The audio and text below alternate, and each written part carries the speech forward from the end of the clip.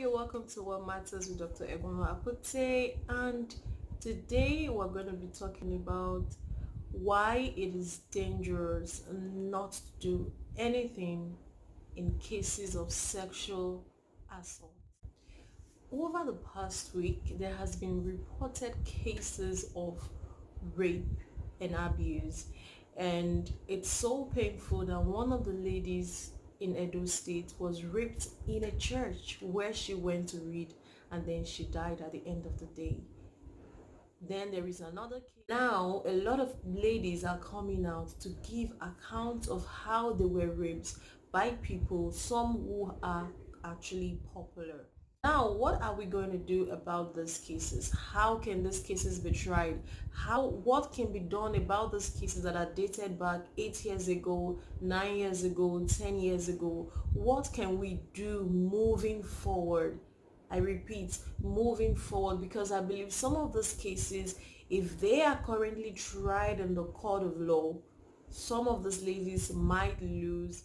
So now with everything happening on social media when it comes to rape, it reminded me of an episode.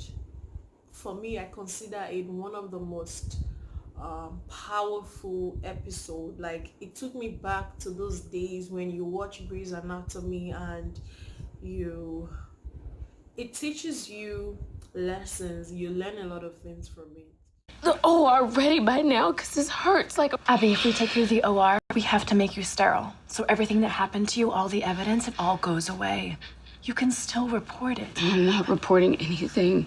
There's nothing to report. That is your choice. It is all your choice. But if something happened, if it did, we could gather the evidence and seal it away until you are ready to do something about it.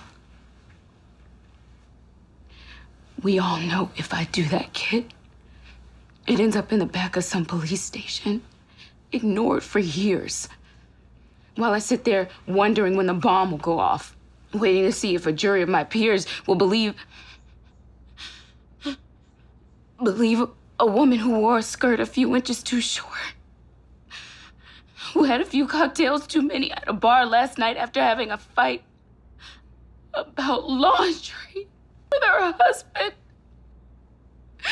And you know the tequila I drank will make it my fault. And whoever did this to me, whatever he drank, that'll be his excuse.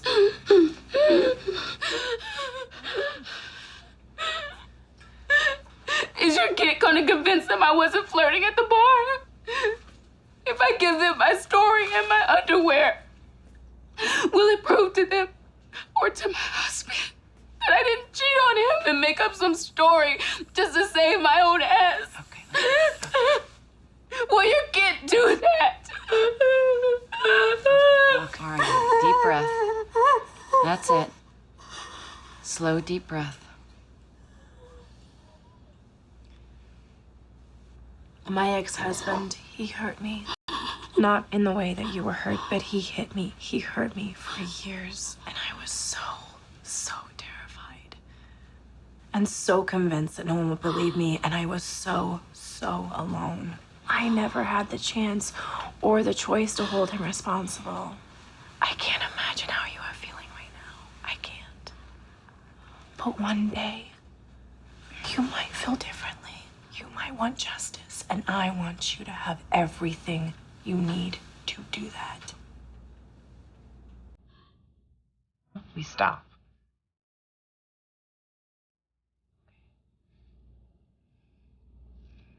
Yes.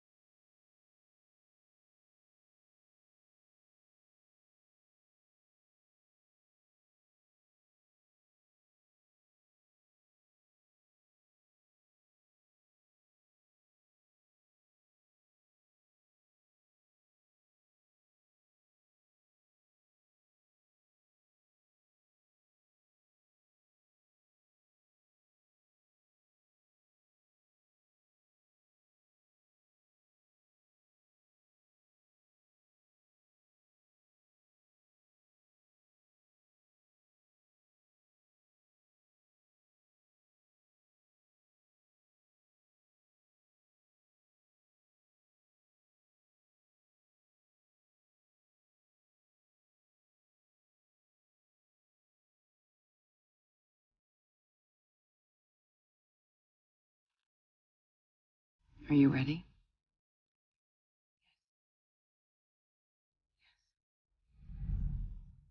Yes. So now I'm going to be talking about some of the things that you need to do even if you don't feel like saying anything at the moment. But and number one on that list is you lose evidence. You can't get any evidence if you're sexually assaulted and you don't do anything about it.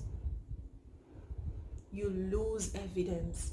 So now in that particular episode of Grey's Anatomy, this lady was sexually assaulted and all she needed was to get treated and just go.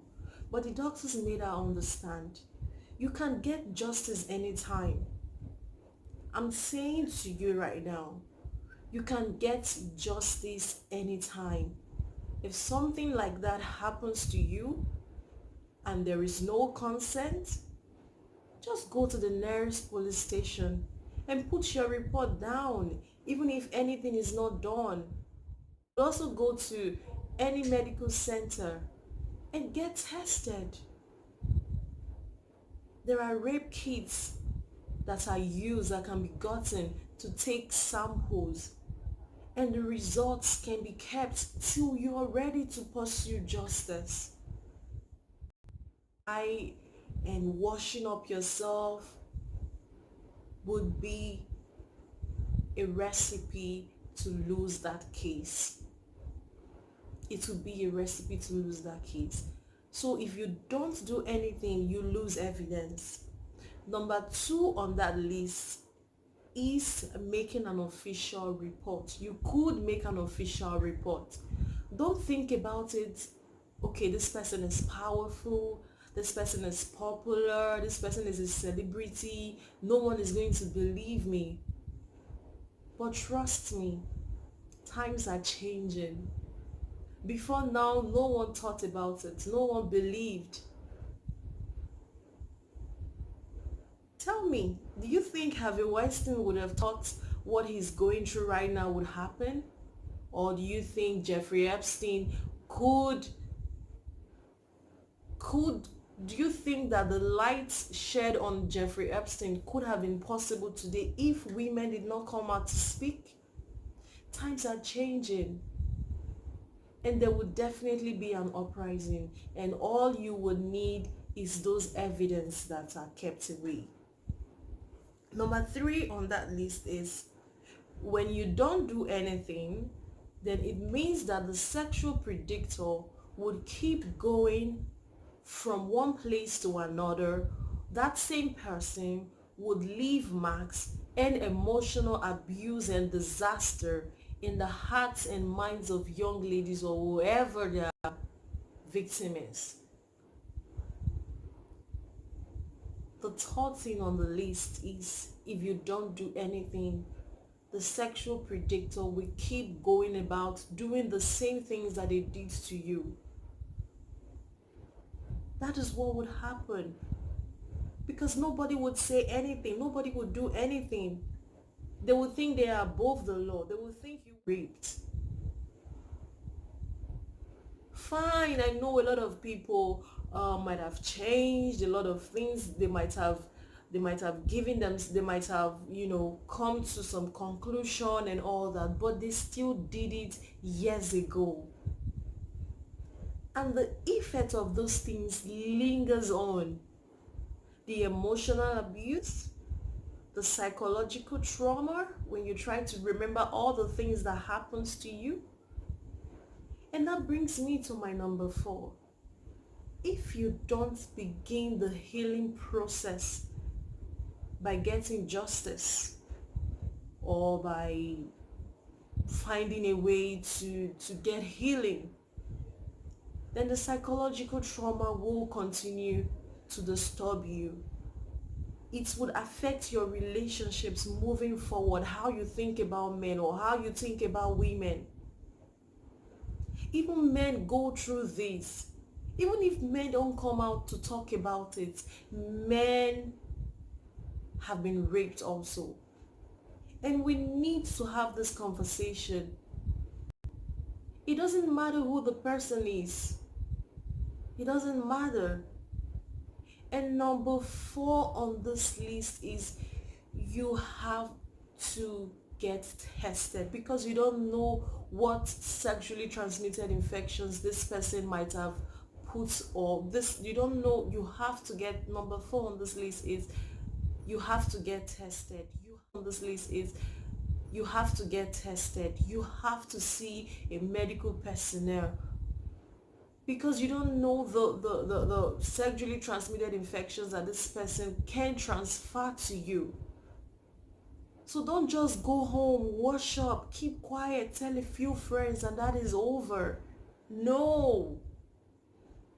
Even if you're not ready, go and see a medical personnel. Go and see a medical personnel. They will listen to you and will advise you on what to do moving forward. You can get treated. There are medications that can be given to you, especially if you don't know whatever the person is carrying, or whatever the person is working about with, maybe HIV, gonorrhea, syphilis, whatever the person has been moving with. You don't want to go with that. So that is it for today. Even if you don't want to do anything right now, even if you feel like you are not ready to talk about it, don't miss the steps, or else you will lose evidence. You will lose evidence, and in 10 years time, or 8 years time, or 2 years time, or 7 years time, by the time you bring it up, you will have nothing. You will have nothing in the court of law to prove it. Take pictures of yourself and keep. Everyone has a smartphone now.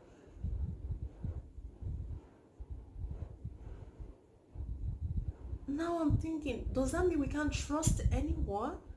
Does that mean we can't trust anybody? I believe those are few that I can come up with or think about. But right now I'm saying no to rape. No to the rape of women, no to the rape of girls, and no to the rape of boys. No to the raping of boys, no to the raping of girls. We can do better as a society. Thank you. Thank you for watching.